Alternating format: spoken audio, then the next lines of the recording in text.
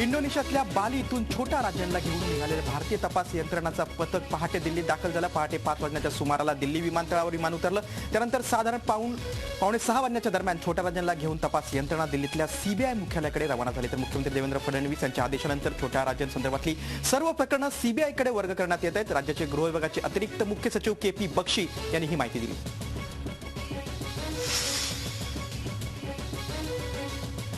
देशात आणि राज्यात पुरस्कार परत करण्याच्या मोहिमेचे ज्येष्ठ सामाजिक कार्यकर्ते अण्णा हजारे यांनी खिल्ली उडवली। हे लोक नेमके पुरस्कार का परत करतायत हे कोडं असल्याचं ते म्हणाले। देशात असहिष्णुतेचं वातावरण असेल तर त्यासाठी अभ्यास करणं गरजेचं आहे। नुसतं हवेत बोलून उपयोग नाही असं परखड मतही अण्णांनी मांडलंय।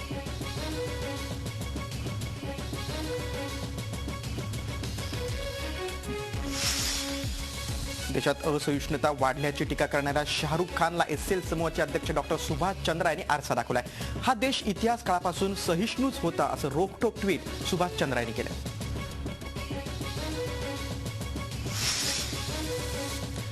देशात सहिष्णुता काही 1-2 वर्षात वाढली नाही, ती गेल्या 40 वर्षांपासून वाढली असल्याचं मत ज्येष्ठ अभिनेते विक्रम गोखले यांनी व्यक्त केलंय। तसंच मोठ्या कष्टानं मिळवलेला पुरस्कार परत करणार नसल्याचंही त्यांनी स्पष्ट केलंय। जे पुरस्कार परत करताय त्यांचा हेतू आणि कारण शोधणं गरजेचं असल्याचंही ते म्हणाले।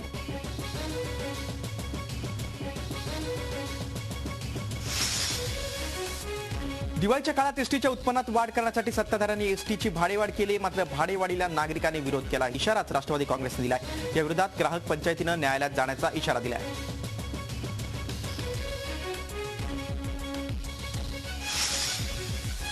तुरडाळीचे भाव कमी केल्यावरून आता शिवसेना भाजपात श्रेयाची लढाई सुरू झाली। भाजपच्या प्रयत्नामुळे तुरडाळीचे भाव कमी झाल्याचं ट्विट आशिष शेलार यांनी केले। तर उद्धव ठाकरे आणि शिवसेनेच्या प्रयत्नामुळे डाळीचे भाव कमी झाल्याचं शिवसेना नेत्या नीलम गोरे यांनी म्हटलंय।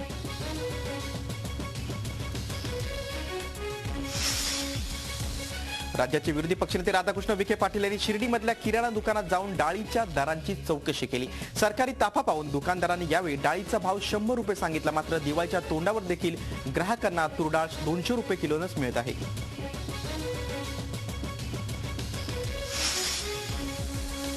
नाशिक जिल्ह्यातील 100% भरलेलं चणकापूर आणि हरणबारी धरणातील पाणी पिण्यासाठी वापरावं असा निर्णय शासनाने घेतला। त्यामुळे या धरणातील पाणी गिरणा धरणात सोडण्यात येणार असल्याची माहिती महसूल मंत्री एकनाथ खडसे यांनी दिली। मालेगाव महानगरपालिकेसाठी गिरणा धरणातून पाणी न देता चणकापूर अथवा हरणबारी धरणातून द्यावा असा निर्णय या बैठकीत घेण्यात आला।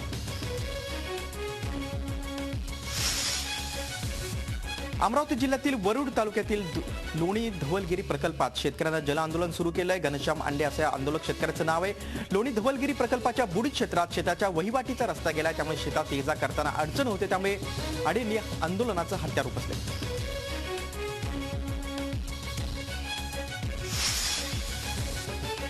यवतमाळचा सोयाबीन उत्पादक शेतकरी चांगला चिंतेत आहे। अवेळी पाऊस आणि कडक उन्हामुळे उभं पीक करपलंय, पेरलं तेवढंही हाती लागलं नाही। त्यामुळे यवतमाळ जिल्ह्यात लाखो हेक्टरवरील पीक शेतकऱ्यांनी गुराढोरांसाठी सोडलंय, तर अनेकांनी शेतात नांगर फिरवलाय।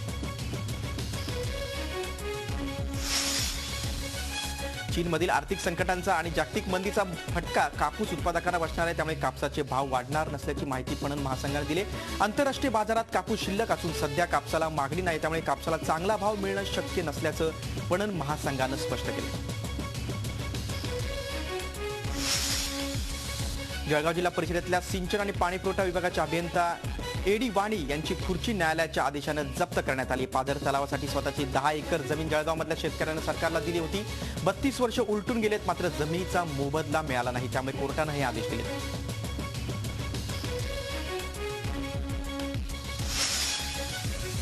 कल्याण डोंबिवलीत सत्ता स्थापनेसाठी शिवसेना आणि भाजप या दोन्ही गटांकडून संख्याबळासाठी गट टाकले जात आहेत। नगरसेवकांची फोडाफोडी टाळण्यासाठी मनसेनं 10 जणांचा गट करून कोकण आयुक्तांना पत्र दिले। 9 नगरसेवक आणि 1 अपक्ष समर्थक नगरसेवकासह 10 जणांचा हा गट मनसेनं स्थापन केलाय।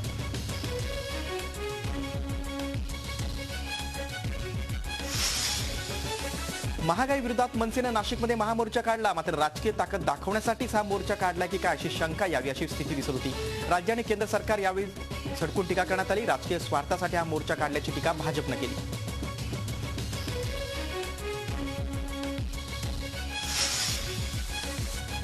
भाजप नगरसेवक आणि राज्य बांधकाम कामगार कल्याण मंडळाचे अध्यक्ष मुन्ना उर्फ ओम प्रकाश ठाकूर यांच्या विरोधात मारहाणीचा गुन्हा नागपूरमध्ये दाखल करण्यात आला आहे। एका तरुणाला मारहाण केल्याप्रकरणी हा गुन्हा दाखल झालाय। गुन्हा मागे घेण्यासाठी भाजप कार्यकर्त्यांची मोठी फौज पोलीस स्टेशनमध्ये गेली होती, मात्र पोलिसांनी गुन्हा परत घेण्यास नकार दिला।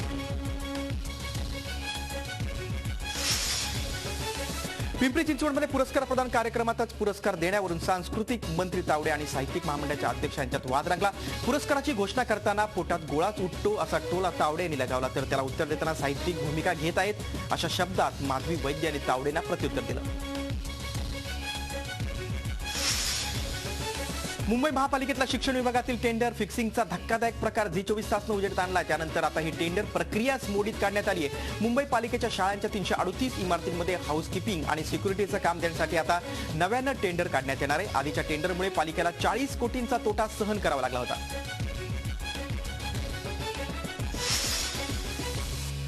ठाणे महापालिकेतल्या नगरसेवकांना अनधिकृत काम करणाऱ्यांकडून आता धमक्या येत आहेत. ठाण्याचे नगरसेवक मिलिंद पाटील यांनी नुकतीच अनधिकृत होर्डिंग विरोधात तक्रार केली होती. मात्र अशी तक्रार कराल तर परमार यांच्याप्रमाणे आत्महत्या करून सुसाईड नोटमध्ये तुमचं नाव लिहू अशी धमकी आल्याचं पाटील यांनी महासभेत सांगितलं.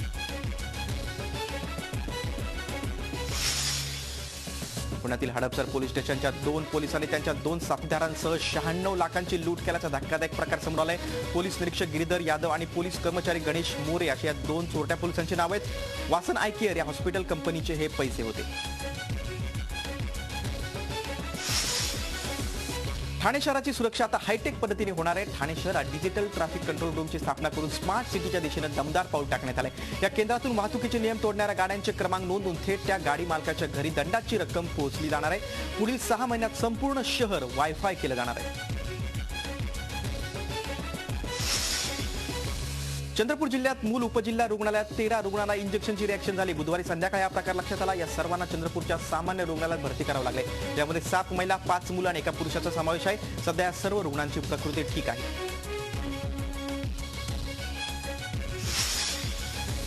वाशिम जिल्हा सामान्य रुग्णालयाच्या भोंगळ कारभारामुळे 32 जणांना कायमचं अंधत्व आले. 15 ऑक्टोबरला घेण्यात आलेल्या मोतीबिंदू शस्त्रक्रियेदरम्यान हा धक्कादायक प्रकार घडला.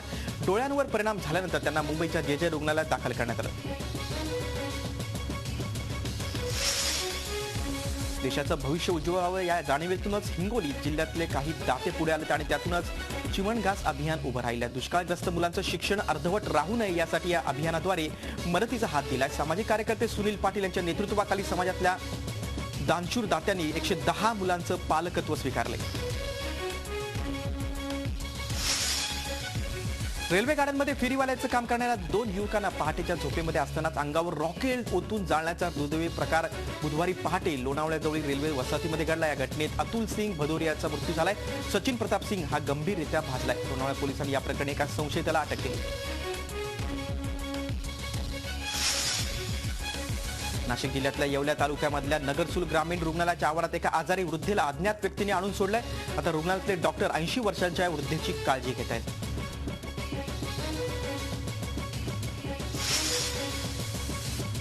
अहमदनगर जिल्ह्यातल्या सारोळा कासार गावात पिसाळलेल्या लांडग्यानं चांगलाच धुमाकूळ घातला. लांडग्यानं गावातल्या 4 महिलांसह एका 4 वर्षाच्या लहानग्यावर हल्ला केला. तर सर्वांना तातडीने उपचारासाठी अहमदनगरमधल्या जिल्हा रुग्णालयात दाखल करण्यात आले.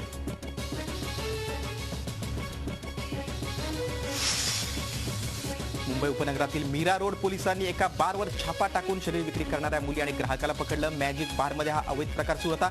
विशेष म्हणजे मुलींना लपवण्यासाठी किचनमध्ये गुप्त खोली केली असल्याचा पोलिसांना आढळून आलं.